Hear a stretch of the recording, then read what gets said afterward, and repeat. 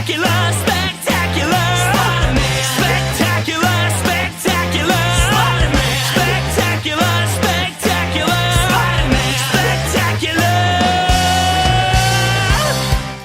I know this is about to look really silly, but I can't find the rest of my suit, so you're just gonna have to deal with it. Okay, I'll at least put the hat on. Is that a little better? I probably look 10 times more stupid, don't I? I'm still not used to this mask. What's up, guys? What's happening? What's going on? Welcome back to the Animation Station. You know, won't stop searching for anything and everything animation, and I am dressed in my spider mask, whatever, because today we're talking about another Spider-Man movie. Spider-Man No Way Home. Far From Home. Wrong one. Sorry. The other one popped in my head because I'm wearing the suit from that movie, but it's the only suit I have. So, well, like I said, I can't find the rest of it. Hopefully I find it by tomorrow for the next review. But what you guys need to know right now is that this movie is awesome. This is one of the best Spider-Man movies ever made, and you guys need to absolutely check this one out. Okay, I can't do this whole thing in this mask. I'm sorry. It's pushing up on my beard hair. Ugh. Had this for like 2 years and I'm still not used to it. Weird. Yeah, I'm sorry. That thing is suffocating. But yeah, we're talking Spider-Man No Way Home today. So, well, Far From Home. I got it wrong again. Dang it. Far From Home. The sequel to Homecoming, and, in my opinion, one of the best Spider-Man movies ever made. This is a fantastic movie. This is an outstanding movie. This is a great sequel to Homecoming, while also just being an all-around awesome superhero movie. And there's a lot to talk about with this one, so yeah, we're going to have to, for these next two Spider-Man reviews, we're going to have to dive headfirst into spoilers for me to really talk about everything. So, buckle up. This is probably going to be a pretty long review. So, let's start with the overall story, and then we'll jump into spoilers. So the overall stuff I can say without spoilers is that this is a movie where Peter Parker and his class are on a school field trip, and they ended up getting attacked by these elementals. And they see this new guy, Mysterio, played by the awesome, underrated Jay Jonah Jameson, trying to fight them off. And then, after ghosting Nick Fury, which, yeah, that was real smart, Peter has to step up and help Mysterio defeat these elementals, but at the same time, not everything is as it seems. Because there's a big twist in the movie that I'm going to talk about that you either love or hate. Like, this is a twist that either makes you love the movie, or it's a twist that makes you roll your eyes. Whichever ends up happening first, so. And on top of all this, Peter is still dealing with Tony Stark's death because this takes place directly after Endgame. So now he's trying to figure out, how to make Tony proud, but in his own unique way. And that's what I really like about this movie. It's a movie that juggles dark topics like death and grief while also still being a great, upbeat, fun superhero movie. And I know some people say, well, then it has a tone problem. No, because it's actually pretty balanced between the two most of the time. Not to mention there's a cute romance between Peter and MJ. And yeah, it's adorable. I love this romance. And Mysterio is a great character. I will talk more about him actually, being who you think he is in a minute. But once again, just like Vulture, it's like a C-tier, D-tier Spider-Man villain being brought into the MCU and done fantastically. I don't think he's as great or as spectacular as Michael Keaton was as Vulture, but I still think he was pretty great for what he had to do. Not to mention Jake Gyllenhaal. This guy does not get nearly the amount of credit he deserves, and the fact that he still, to this day, does not have an Oscar is a crime against humanity. Like, seriously, he is absolutely fantastic. And don't worry, I will put this back on when we get to Final Verdict, but for now, I want to breathe, okay? So, they're going through all these different places, and what's cool about this movie is that it's a huge change in setting from the first movie. The first movie, most of the time, it was in New York City, where Spider-Man's stomping grounds, pretty much. But in this movie, we go to Venice, we go to London, we go to a bunch of different places, and it really helps with the variety of the locations and some pretty cool places that they choose. Not to mention, it takes the story in wildly different directions that are actually pretty unexpected. And the fights are still really good in this. The elementals are cool. Mysterio's suit design is really cool, and this might be Tom Holland's best suit. Not the Iron Spider suit. That one's just okay. I'm talking more about the suit he makes later on, the red and black suit. I really like this one, not only because it is an homage to Amazing Fantasy number 15, that classic comic book cover where Spider-Man is wearing red and black and has web wings, that classic iconic cover that pretty much created Spider-Man.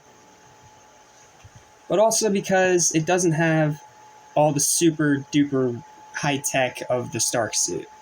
Like, this is a very unique and interesting suit that really just stands out because it's red and black, because it's comic accurate. Well, to the original comics, but you know what I mean. It's just a real all-around really good movie, and not to mention, since Stan Lee sadly passed away between Infinity War and Endgame, this movie is dedicated to his memory because this is arguably the most iconic character he created out of the entire Marvelverse, which, yeah, that's saying a lot, but that's the easiest way I can try to explain it.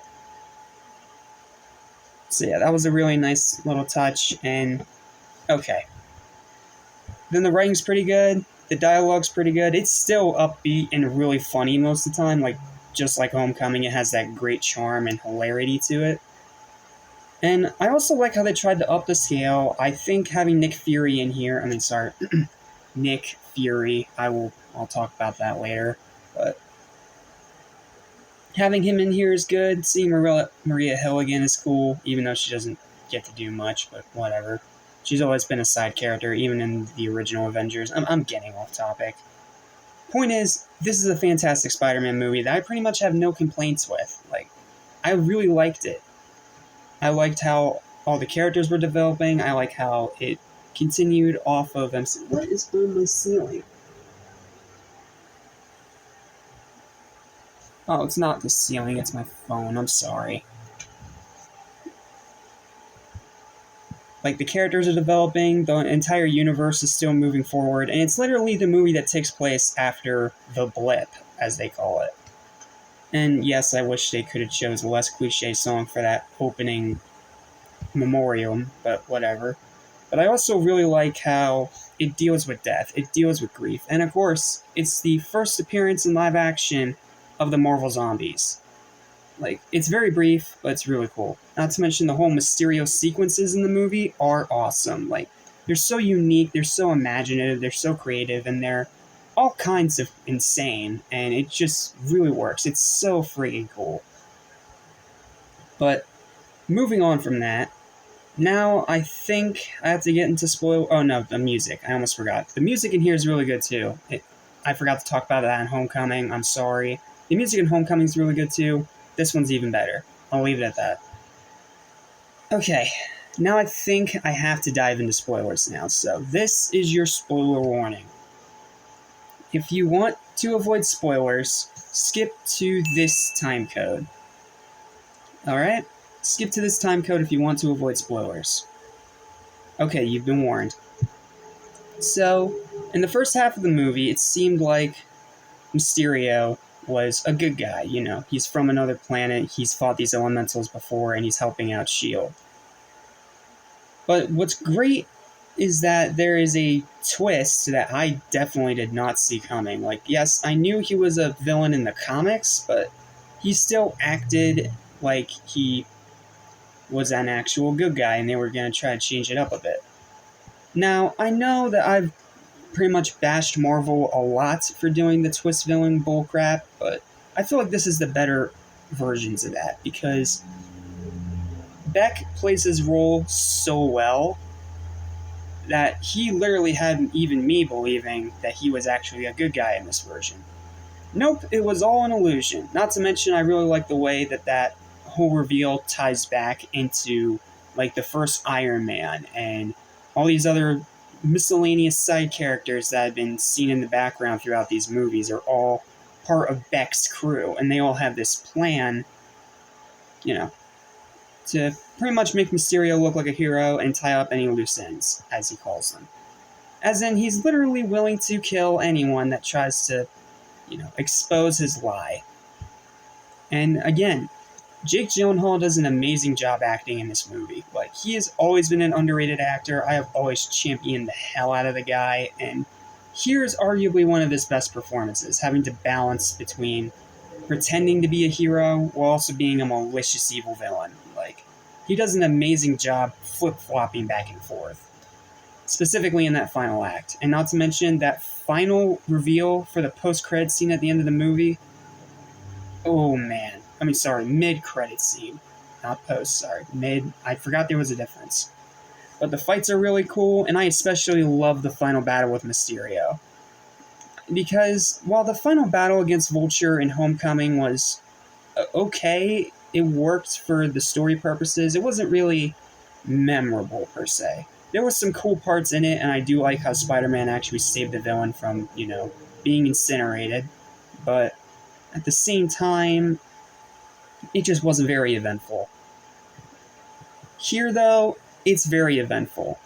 Not to mention you have that whole sequence beforehand where Mysterio lures Spider-Man into a trap, and we get one of the most wild and crazy vision sequences of pretty much any movie ever. Like, those sequences that are visions and not actually happening, but they're so unique and creative with it that you don't care? That's this part in particular. Like, they go crazy with the visuals. You have a million Spider-Men jumping on top of the other Spider-Man. You get a nice cameo of that homemade suit from Homecoming. You get, again, Zombie Iron Man. That was a really creepy visual I didn't think they would actually be able to get away with. Like, it all just works, and it's so well done. Like, I love the Mysterio sequences in the movie, and I especially love how Peter finally starts to get in tune with his spider sense, or Peter Tingle, as Happy and Aunt May call it. It's just all really good and really well executed. Like, it's just so good. I love that so much. It's so cool, so well done, and that final battle is far greater than it has any right to be. Not to mention, this is another progression of the story where Peter loses more and more of that tech, which then leads into No Way Home, where he has to pretty much go back to basics. That's what's great about this trilogy. Like, at first you think, oh, it's going to be campy, goofy silliness, while also having a tiny bit of a dark edge to it. Well, now that we have the full vision in front of us with all three of these movies, now you can see the masterful progression there was between Spider-Man having all the tech in the world, then having little to no tech, and then at the end of No Way Home, he's back to basics. He's on his own. Like, it's all really unique and very well done, and this middle chapter does a great job being a middle chapter while also not being exposition heavy. Like, there's a lot of exposition in here, but it's delivered in a way where you're not bored, let me put it that way. And again, I love the red and black suit. Like, I love that for the movie that's dedicated to the memory of Stan Lee and Steve Ditko, which at this point I think both of them passed away at that point, to have it red and black to call back to Amazing Fantasy number 15. Like, that was such a sweet touch, and the suit itself just looks cool. Like, I really like it. I mean, not as much as I love the integrated suit we get later on in No Way Home. Like, I love that one, especially with all the gold accents it adds to this one. That might be my favorite of the Tom Holland suits, but this one's still really cool, and I love how it threw back to the comic books. Like, such a nice little tribute to Stan Lee.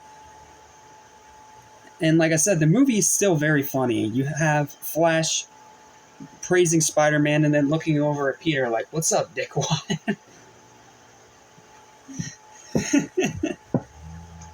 That part makes me laugh. like him not knowing that Peter's Spider-Man. And then, of course, there are the two credit scenes. Well, not to mention MJ finally figures out that Peter Parker is Spider-Man, and Peter gets the girl in the end. He stops Mysterio from, well, destroying London, saves the day, but Mysterio dies in the process because Marvel cliches. And it looks like everything's okay. Spider-Man decides to take MJ for a swing. Yeah, it doesn't go very well, I'll just put it that way. And then when he sets her down, then right then and there we get a cameo from Jay Jonah Jameson, once again played by J.K. Simmons, from the Raimi movies, which was a great touch, which revealed that Peter Parker is Spider-Man to the entire world.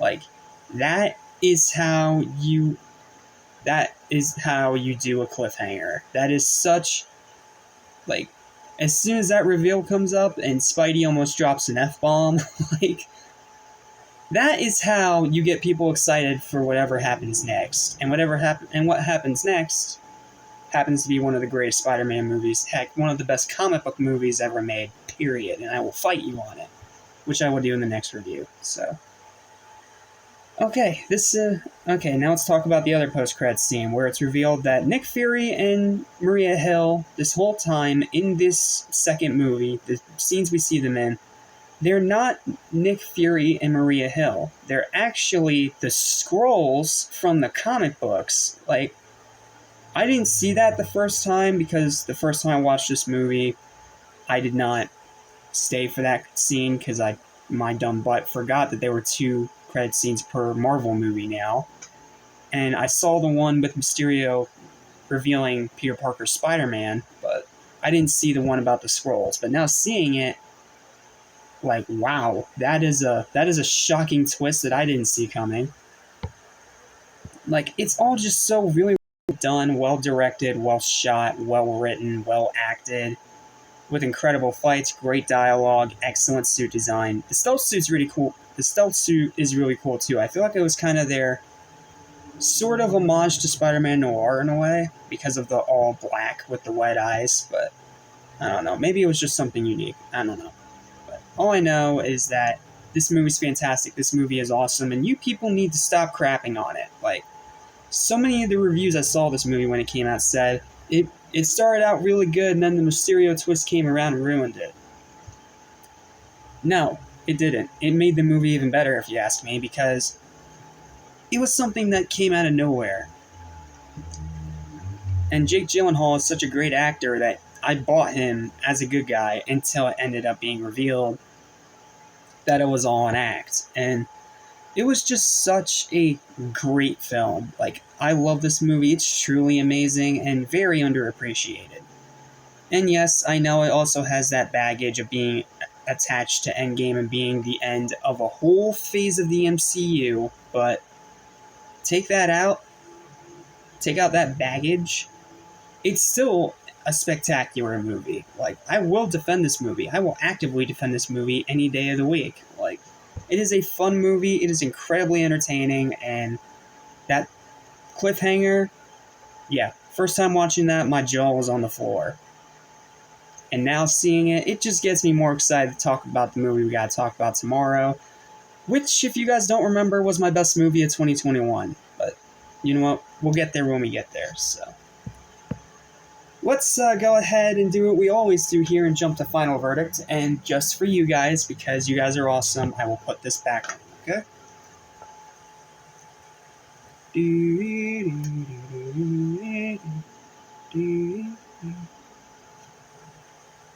I can remember where the eyes are on this thing. There we go.